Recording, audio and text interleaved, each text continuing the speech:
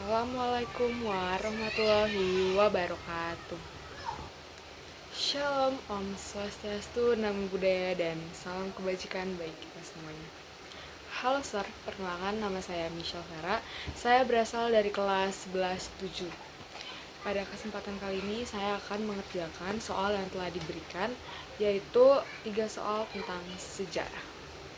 Untuk soal yang pertama, Nusantara adalah bangsa yang berada jauh dari bangsa Eropa. Nusantara dalam sejarah merupakan suatu bangsa yang memiliki kekayaan rempah-rempah yang melimpah. Seiring berjalannya waktu, lambat laun Pulau Nusantara didatangi oleh bangsa asing dari Eropa untuk melakukan perdagangan.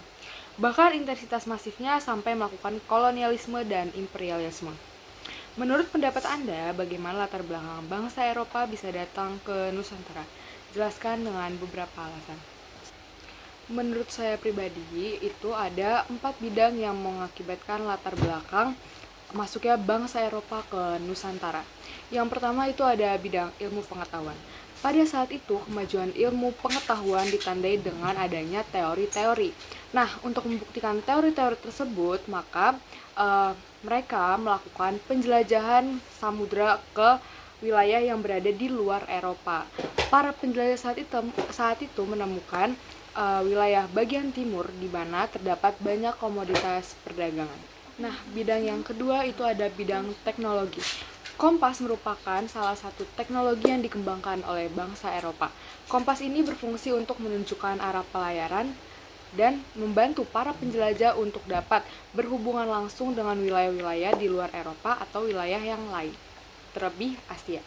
Yang ketiga itu ada bidang sosial ekonomi, di mana itu termasuk ke impor dan ekspor.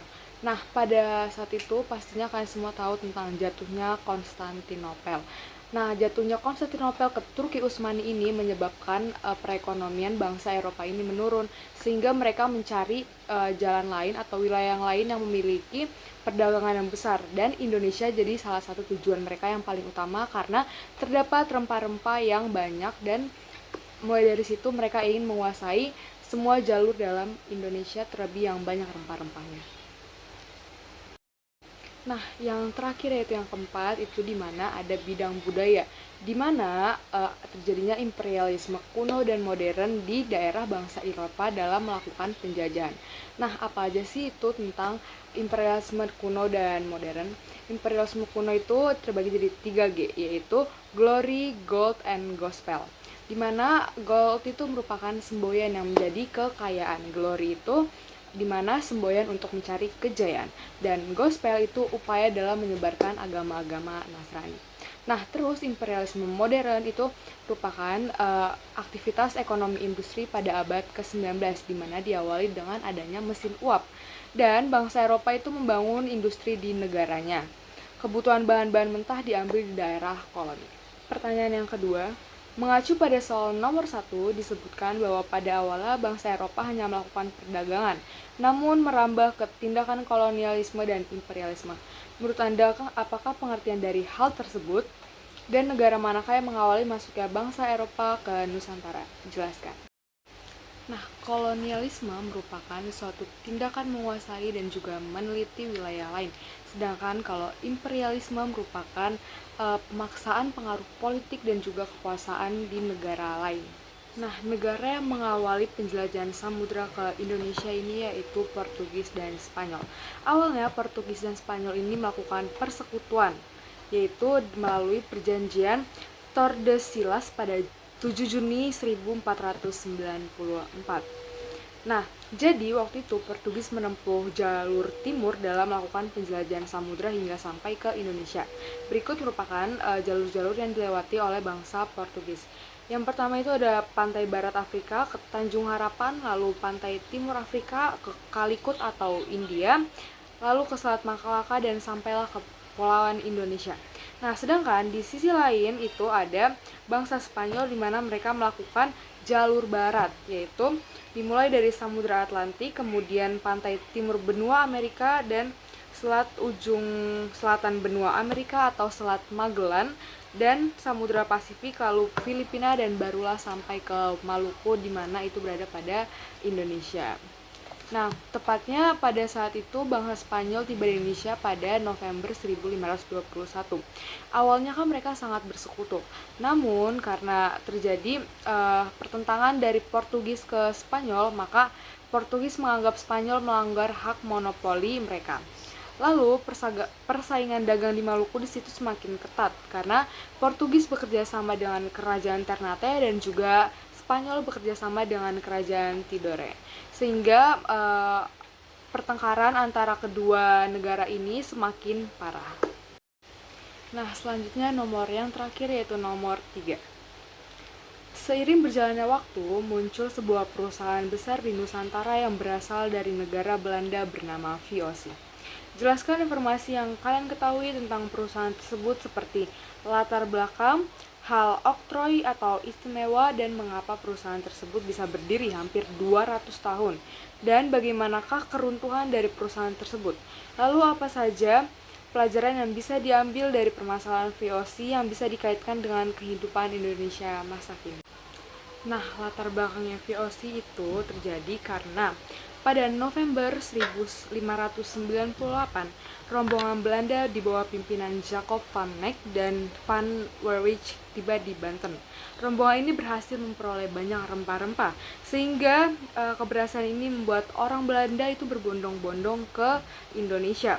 Nah, kondisi ini tuh mengakibatkan persaingan dagang di Belanda itu jadi lebih ketat dan juga bersaing secara susah. Nah, jadi pemerintah Belanda itu membentuk VOC. VOC itu merupakan Verenigde Oost-Indisch Compagnie. Nah, VOC ini merupakan singkatan juga dari Perserikatan Dagang Hindia Timur yang dibentuk pada 20 Maret 1602. Nah, VOC ini mempunyai hak oktroi atau hak istimewa VOC. Kebijakannya di antara negara jajahan antara lain sebagai berikut. Yang pertama itu ada monopoli atau penguasaan pasar, yang kedua ada ekstirpasi atau berlebihan atau overload rempah-rempah, yang ketiga itu ada pelayaran hongi atau hongi tochten, yaitu pengawasan pribumi dari militer-militer Belanda. Dan yang keempat itu ada strategi divide et impera atau politik adu domba. Nah, terus mengapa sih bangsa VOC ini bisa bertahan selama 200 tahun? Nah, jadi keberhasilan VOC ini merupakan suatu keberhasilan yang terjadi karena kebijakan Peter Both, di mana ia berhasil membangun markas besar VOC di Ambon. Yang kedua itu berhasil mengadakan perjanjian dagang dengan Maluku. Yang ketiga itu dapat menaklukkan Pulau Timor. Yang keempat itu bisa dapat mengusir Spanyol dari Tidore.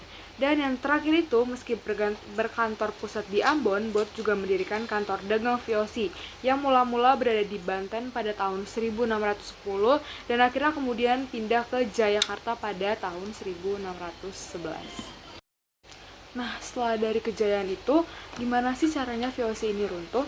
Nah, jadi pada 31 Desember, tepatnya pada tahun 1799, VOC ini secara resmi dibubarkan dan juga pemerintahan VOC di Indonesia pun diambil alih oleh pemerintah kerajaan Belanda. Penyebabnya yaitu ada sebagai berikut. Yang pertama, banyaknya korupsi pada saat itu. Yang kedua, biaya kepegawaian yang semakin besar. Yang ketiga, banyaknya mengeluarkan dana untuk perang karena pada saat itu mereka mengalami banyak perang. Yang keempat, persaingan dengan kongsi dagang yang lain. Lalu, pelajaran apa sih yang bisa diambil oleh bangsa Indonesia karena adanya VOC ini? Yang pertama, yaitu harus mencegah yang namanya korupsi. Mulai dari kecil, kita ini harus mencegah sekecil apapun yang namanya korupsi, karena pastinya korupsi akan berdampak besar bagi orang lain dan juga diri sendiri. Yang kedua, bagi segala perusahaan sebaiknya bisa memberikan adaptasi dan juga inovasi, karena dengan adanya kemajuan pasti maka perusahaan akan melakukan persaingan yang lebih ketat. Maka dari itu kita semua harus melakukan adaptasi dengan perubahan-perubahan yang ada. Dan yang ketiga itu persaingan yang sehat. Bagi perusahaan-perusahaan pastinya memiliki persaingan yang sangat ketat. Maka dari itu persaingan dagang ini harus dilakukan dengan sehat dan juga tidak perlu dilakukan secara kasar, sehingga tidak menimbulkan perusahaan-perusahaan ini rugi satu sama dengan yang lain, karena persaingan dagang di dunia bisnis ini sangat-sangat wajar terjadi di dunia. Demikian dari penjelasan saya untuk menjawab soal-soal yang telah diberikan oleh Sir. Semoga jawaban yang diberikan dapat sesuai dengan yang dipelajari. Terima kasih. Wassalamualaikum warahmatullahi wabarakatuh.